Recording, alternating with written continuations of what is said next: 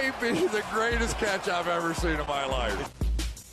Okay, so we have only covered the running backs so far in our value battle series, but let's go over to the wide receiver position. Let's talk about two players that I'm going to admit I was fading them in 2020. Both of these guys I was not drafting in many leagues. I was looking at the overall situation going, you know what? Historically speaking, betting on a wide receiver changing teams is a bad bet. Throw in the fact that they're not going to have a regular preseason. They're not going to have a regular training camp to get on the same page with their quarterback. I was kind of fading these teams that were trading for these new wide receivers in a Stefon Diggs or DeAndre Hopkins. And yeah, we were not only wrong, but we were wrong to the point where it cost us a decent amount of money. I mean, we had a very nice win rate for the majority of our leagues, but if we would have been drafting Stefon Diggs, it would have been a lot better. It would have been a much more profitable season. But yeah, that should be it. Of course, go down there, drop a like, leave a comment, subscribe to the channel, and I will remind y'all that our official 2021 rookie draft guide, close to 100 pages on an in-depth breakdown of the rookies in this draft class and what is important when you are drafting rookies in fantasy, is now available over there on Patreon. So please, if you're supporting the show on Patreon, shoot me a DM over there if you want to check that out. But that should be it. Let's dive into the wide receiver that is going higher in drafts this year. Let's talk about Stefon Diggs. So Stefon Diggs is also the younger wide receiver. He's only 27 years old, which is actually surprising. I figured that Stefon Diggs was much older than this. He came out in the 2015 NFL draft class, if memory serves correct. And right now, he is going at the end of the first round, the beginning of the second round, depending on the draft that you are in. And I recently took him in a mock draft where we were trying to test out a zero running back build. And I think he's going to be a very popular wide receiver for those teams that are deciding to draft a wide receiver in the first round, just because, I mean, outside of a Tyreek Hill, are you confident in anybody over Stefon Diggs? I mean, you have the A.J. Brown rumors of Julio Jones going there. You have the rumors with Devontae Adams of Aaron Rodgers leaving Green Bay. So right now, it looks like Stefon Diggs is one of the most stable wide receivers that you could have in that entire tier. And if you go in and look at how impressive he was in 2020, he finished as the wide receiver 3 in points per game. And what you find out a lot with these players is you find a lot of guys have a very strong stretch at the beginning or the end of the year, and really they aren't consistent all the way through. Well, that wasn't the case with Stefon Diggs. I mean, every single week, this was a player giving you an edge over your opponent. I mean, if you break down the season, he was wide receiver 3 overall. And if you look at just after the bye, he was wide receiver 4 in points per game. So he was an elite option. Didn't matter when you were looking at it. And he was doing so off of great efficiency. I mean, he averaged 10.3 targets per game, but 8 receptions a game, 96 yards, and 8 total touchdowns on the season. Now, he played all 16 games, and this is something I want to point out. What I want to point out is the fact that, yeah, I mean, it's going to be hard to expect that Stefon Diggs can improve on 8 receptions a game, 96 yards a game. I mean, those marks are pretty much capped off. I think if you're trying to see him get up to 9, 10 receptions with the routes he runs, he's not a DJ Moore. He's not a Michael Thomas. He's someone actually running routes deep downfield. You're just kind of fooling yourself because that's not going to happen. But you can see the touchdown rate go up. I mean, that is something that honestly I would expect to happen if he continues to see 10 targets a game, if he continues to see close to 100 yards a game. Who's to say that he doesn't score 12 touchdowns next year? And if that's the case, that's what jumps him up to being the wide receiver 1 overall. That's what jumps him up to being in a range where he's a complete league winner. He's the Devontae Adams in 2020. He's the Michael Thomas in 2019. That's in the range of outcomes for Stefon Diggs. It's very easy to see.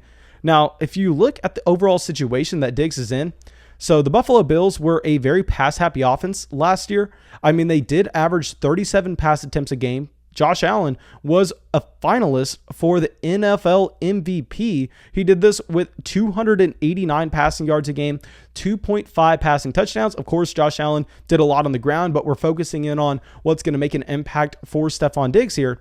So you like the fact that you have this passing ball volume in Buffalo. And what you also like is you like that there's not an established wide receiver 2 here. If you go through the pass catching options in Buffalo from last year, I mean, the second best guy beyond Stefon Diggs was Cole Beasley, who had 967 yards, 82 receptions, and 4 touchdowns. Now, I would be willing to bet anybody that Cole Beasley does not repeat this. Cole Beasley is not going to see over 80 receptions, over 960 yards, and 4 touchdowns again this upcoming year. I mean, you should expect that to regress. You should expect that production to be sprinkled around to some different pieces in the offense, some pieces that can be a little bit more efficient with the targets that they receive. Then you have Gabriel Davis, third in yards with 599 and 7 touchdowns.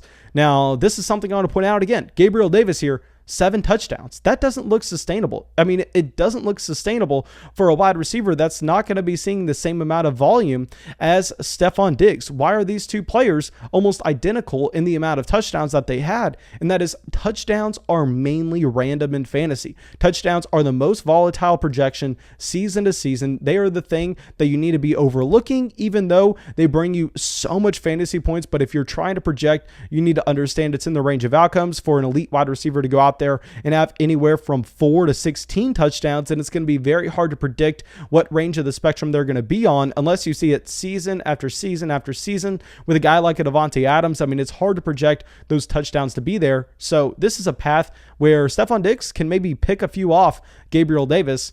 Now, the last wide receiver you had with leading the team in yards was John Brown with 458. He was the 4th wide receiver. He had 3 total touchdowns, but John Brown is now out of this offense. John Brown is now in Las Vegas, and you have Emmanuel Sanders coming in. And now with Emmanuel Sanders, I think it's funny how much credit people are giving him. I mean, he does get a $6 million contract, which is nothing to overlook. I will point out Sammy Watkins gets an $8 million. You also have Juju Smith-Schuster with an $8 million. But no, I mean, $6 million is nothing to overlook for Emmanuel Sanders at the wide receiver position. But what I want to point out is the fact that Emmanuel Sanders hasn't been good in years. When's the last time Emmanuel Sanders had an effective season at all? Denver? I mean, the season before he left Denver? That's back when he was 31 years old. Now he's 34. What are you going to be expecting? You're not expecting him to come in and get anything close to 800 receiving yards. That's not going to happen. He's just going to be a depth piece. He's going to be a veteran piece. Hopefully he can help Gabriel Davis in his own development. But I'm not worried about Emmanuel Sanders. I think he takes the John Brown production and not much else. Now, what we have to focus in on with Stefon Diggs is the fact that this is a player that was consistently seen as injury prone through the beginning of his career. And it wasn't necessarily because he missed a significant amount of time. It was more so this is someone that was always on an injury report, and it was always a different injury. It was always just something nagging him. He dealt with the same thing in college. But since then, I mean, he's been relatively healthy. Of course, he's still popping up on injury reports, but he's not missing games. I mean, if you go through in the official games that he has missed through his NFL career, in 2016, he missed 3 games with 3 different injuries. So, of course, he was on the injury report way more than this, but nonetheless, he missed a game due to a groin strain, missed a game due to a knee strain, and missed a game due to a hip strain. In 2017, he missed 2 games, both due to the same groin strain injury. In 2018, he missed a game due to a rib contusion. In 2019 and in 2020, he managed to stay relatively healthy. This is a player that was able to get over the fact that he did suffer those injuries earlier on in his NFL career, and he looks like he's someone that you really don't have to worry about that anymore. He's not turning into an Alshon Jeffrey. He's not turning into a guy that's going to be consistently nicked up. So please overlook injuries, I mean, entirely with Stefon Diggs. Let me know if y'all think I'm wrong in doing this, but I'm viewing him as a pretty safe option going forward. Now, I don't know if we can say he's as durable and as steady as our next wide receiver in DeAndre Hopkins. Okay, so with DeAndre Hopkins, he's a little bit older. He is about to turn 29 years old, so he's going to be 29 throughout the entire season in 2021. Now, that's something I'm not too worried about. I mean, with DeAndre Hopkins, you haven't seen any signs of him slowing down. We know at the wide receiver position, these guys last a lot longer than what you have at the running back position.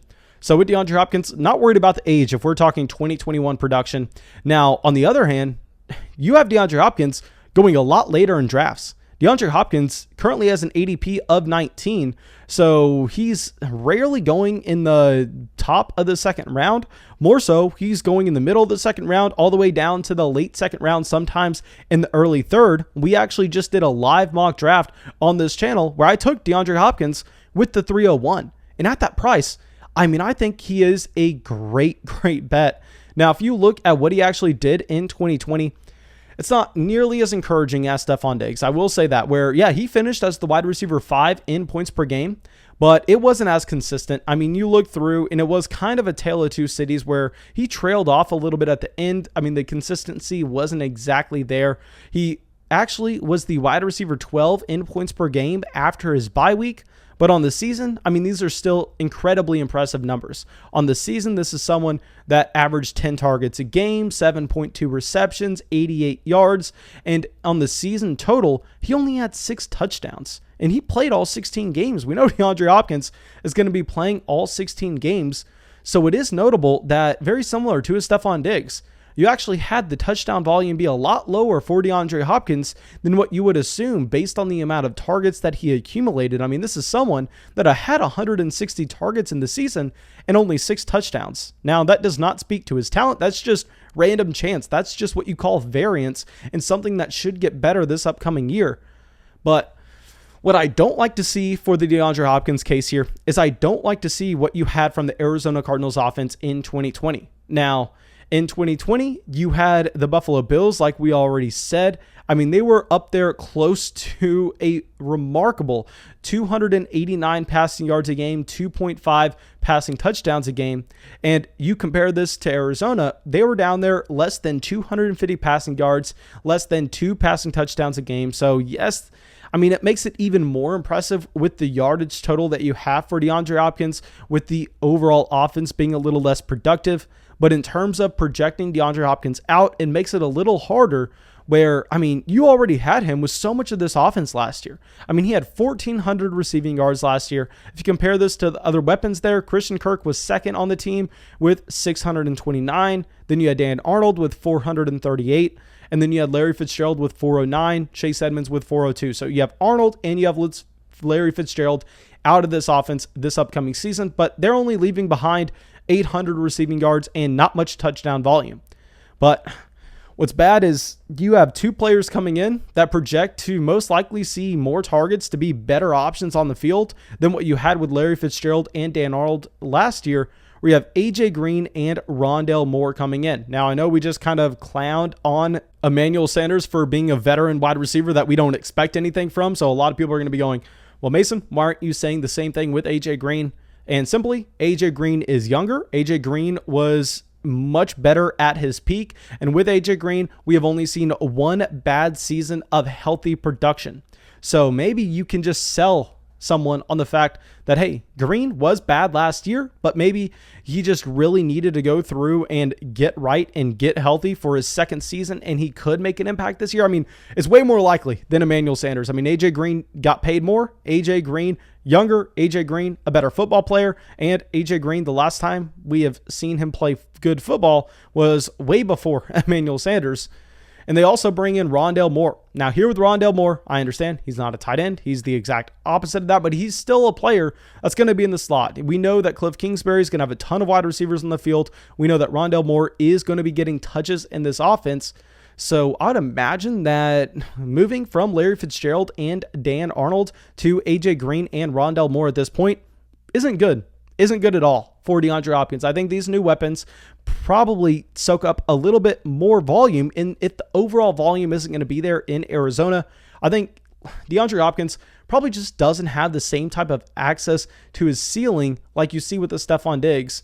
Now, what you have to mention with DeAndre Hopkins, and with DeAndre Hopkins, I mean, it's absolutely absurd. He came into the NFL in 2013, and with him coming into the NFL in 2013, you'd imagine that he's most likely missed 16, 17, 18 games of his NFL career due to injury so far, because this is someone that has been in the NFL over the past, just say, 8 years.